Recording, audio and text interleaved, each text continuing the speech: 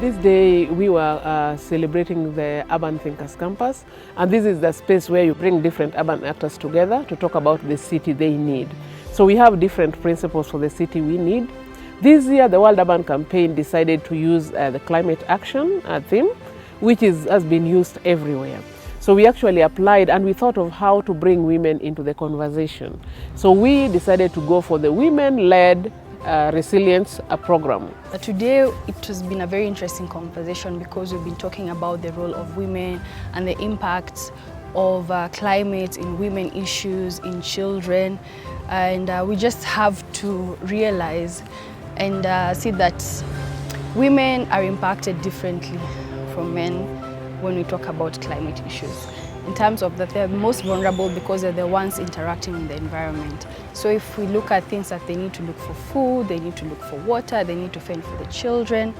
And so if climate impacts continue to increase, then the vulnerability of women also increases. Climate has really affected people in the informal settlements. One, because of the air pollution, we are not having our seasonal rain the way we used to have. And most of people living in the informal settlements usually are business women, and we usually do a lot of vegetable selling. And once the climate is affected, we don't have enough rains, and then when the rain comes, we have a lot of floods, the river go with our waters and the rest. And this really displaces a lot of people.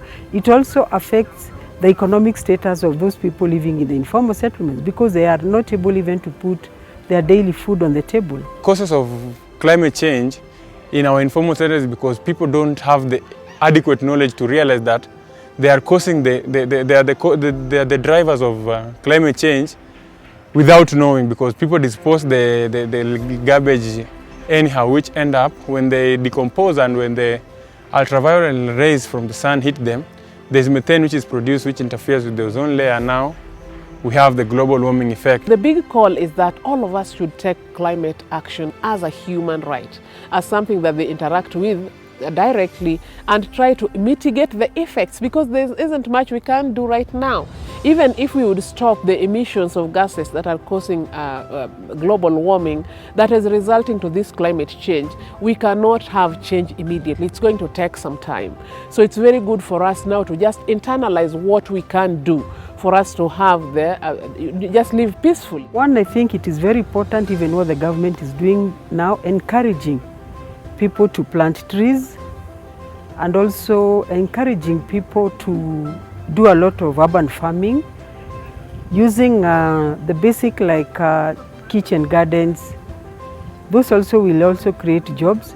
And also another thing is that we need to do a lot of awareness on the issues of garbage collection, the drainage systems, so that we can reduce the floods. When we have a scarcity of resources, the imbalances that are already there, gender or otherwise, when we talk about finances, right now climate change is affecting the poor more, and it's affecting women, people who do not have the buffers to buffer themselves. And if this continues, the inequalities will only increase. Imagine we are fighting over the water resources we have now. If we continue without changing anything, we will have even less water in the future. Things of sustainability are really close to a woman's heart. So including women in the decision making in terms of climate change issues, it's really important. Giving them a power and a voice to voice their concerns, including them when you're making decisions about how to use the land that is arable, for instance. Because you'll realize there's so many gender disparities when it comes even to land issues in Africa. So there's been a call to the government to support community-led initiatives or just initiatives that are making sure that we are able to mitigate the effects of climate change. We've had a call to the civil society world, the donor world, financing of the local organizations who are doing climate change. So in a nutshell, this is what we have been able to